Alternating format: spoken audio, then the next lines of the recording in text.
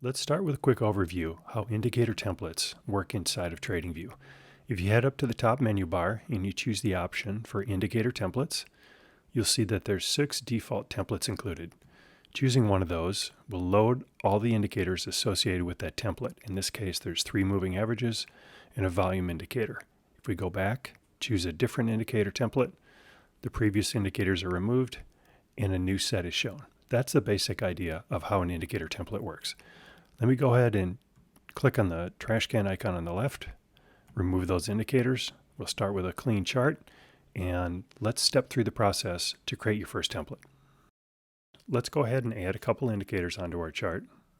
We'll put in a moving average, marked highs and lows, and relative volume. You can make any changes that you might prefer by going into the settings for each of these 3 indicators. I'll keep things simple at this point and leave them as they are. I'm going to go back up to the indicator template menu and choose this option to save. We'll call this our basic setup. And I'm going to leave both of these unchecked, but let me tell you how they work. If you choose to remember symbol, that means anytime you open this template, it's going to load up the same symbol that's currently loaded. The same basic idea with the interval. If you happen to be on a weekly chart and you load this template, it's going to go to a daily chart because that's the current time frame. I'm going to go ahead and save. And now if you go back up to the indicator templates menu, you can see our basic template right here. Let's go ahead and create another template. I'm going to begin by going to the NASDAQ composite.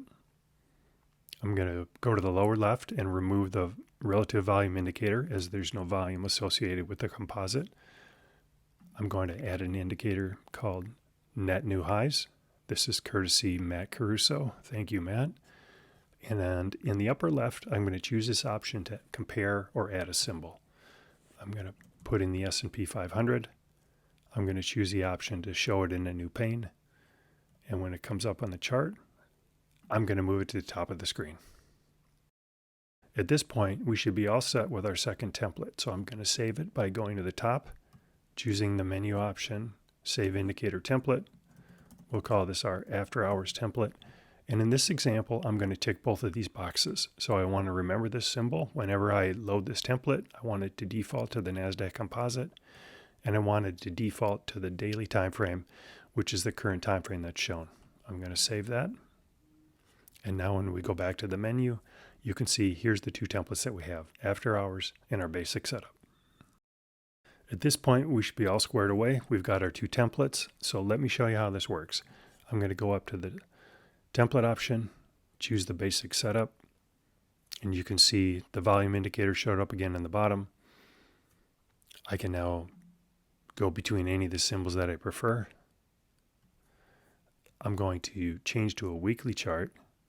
And now when I go choose the other template that we created called After Hours, and we load that, you'll see it put the S&P 500 on the top, the NASDAQ composite on a daily, and it reloaded the net new highs indicator below. That's all there is to it.